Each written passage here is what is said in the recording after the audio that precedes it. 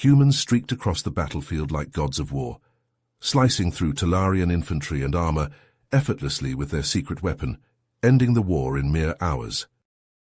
Carl Kennedy sat stoically in the dimly lit briefing room aboard the human military outpost orbiting Talar Prime.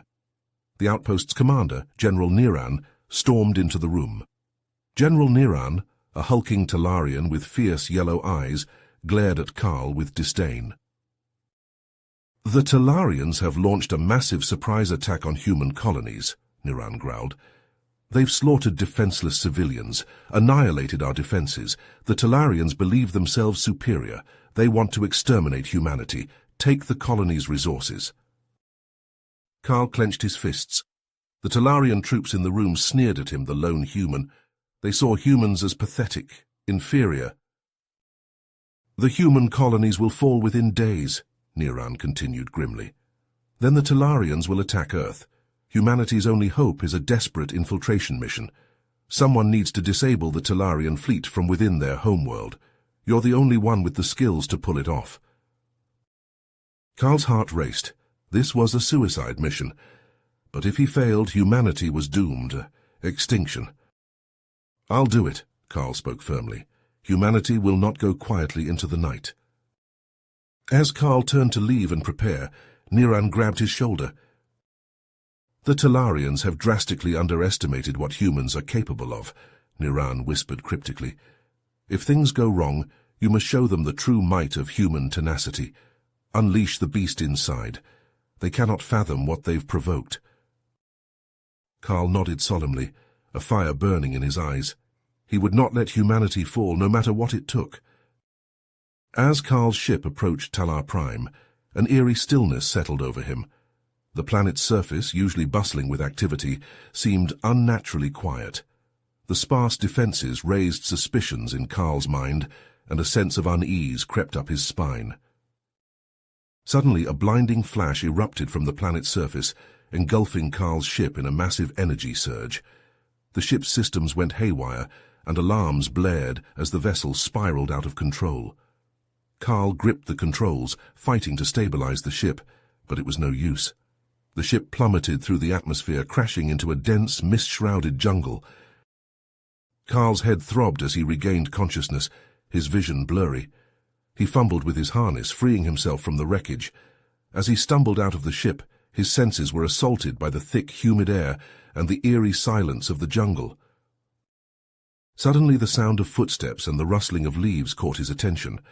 Carl spun around, his hand instinctively reaching for his weapon, but he found himself surrounded by a group of heavily armed Talarian soldiers. Their weapons were trained on him, and Carl braced himself for the inevitable attack. To his surprise, the soldiers lowered their weapons and beckoned for him to follow.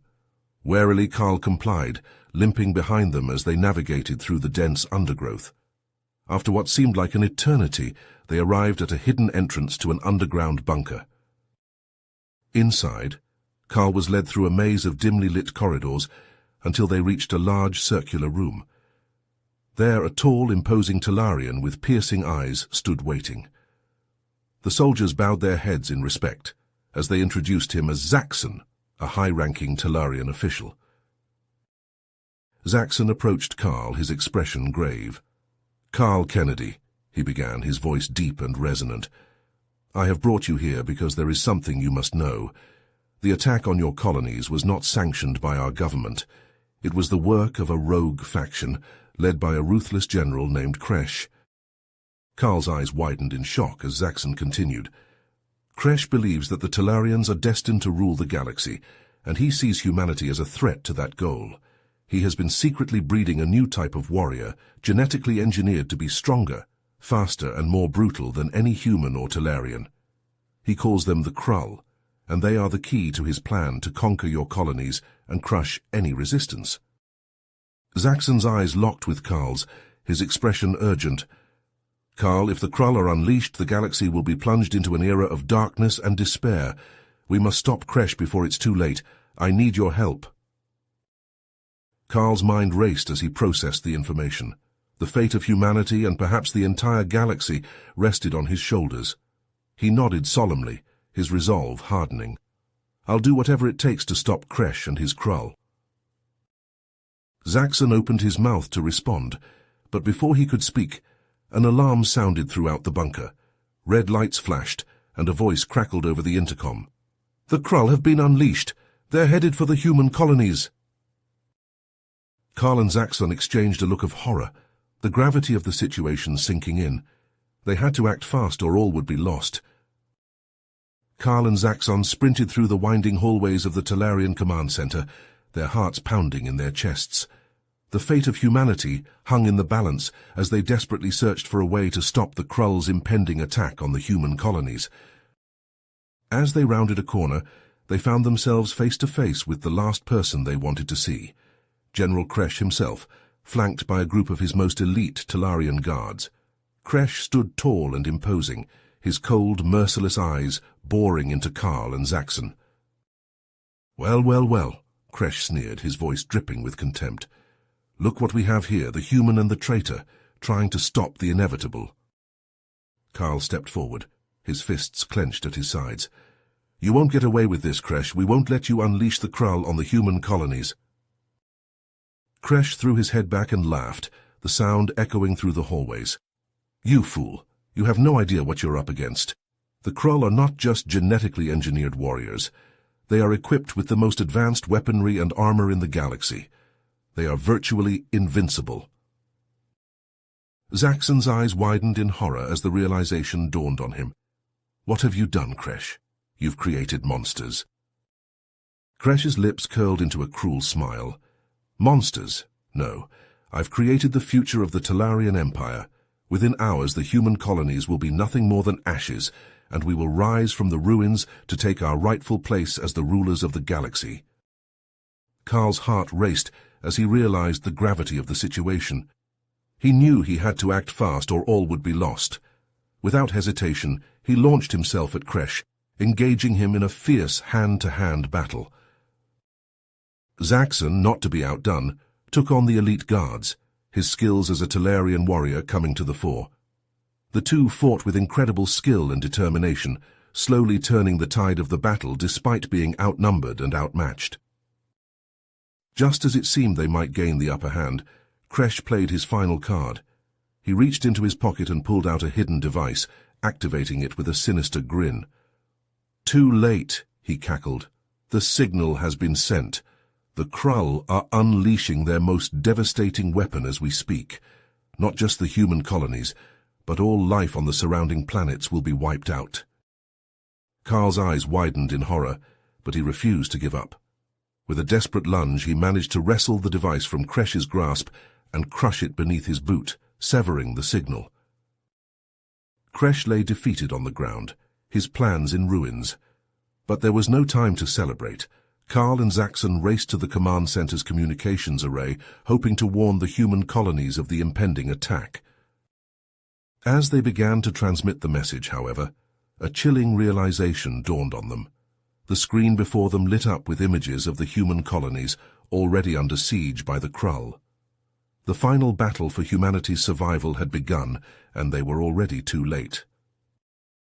Carl and Zaxxon watched the video feed in horror, their eyes glued to the screens as the Krull tore through the human defenses like tissue paper. The colony's soldiers fought bravely, their weapons blazing, but the Krull's superior strength and technology made the battle a slaughter. Buildings crumbled, fires raged, and the streets ran red with blood. Carl's mind raced, desperately searching for a solution. Suddenly, General Niran's words echoed in his mind. "The Talarians have drastically underestimated what humans are capable of. If things go wrong, you must show them the true might of human tenacity. Unleash the beast inside. They cannot fathom what they've provoked." In a flash of insight, Carl realized what Niran had meant. Project Cerberus, the top-secret human weapon, named after the mythical three-headed dog that guarded the gates of hell. A genetically engineered monstrosity designed to be the ultimate war machine, 30 feet tall with impenetrable armor and the ability to regenerate from even the most grievous wounds. Carl's hands shook as he opened a secure channel to the human military command. "This is Carl Kennedy, authorization code Alpha Zulu 9. Unleash Cerberus. I repeat, unleash Cerberus." There was a moment of tense silence, Then a deep rumbling voice replied, "Acknowledged, Cerberus is on the way." Minutes later, a deafening roar shook the command center. On the video feed, a massive shape dropped from the sky, landing in the midst of the Krull with a ground-shaking impact.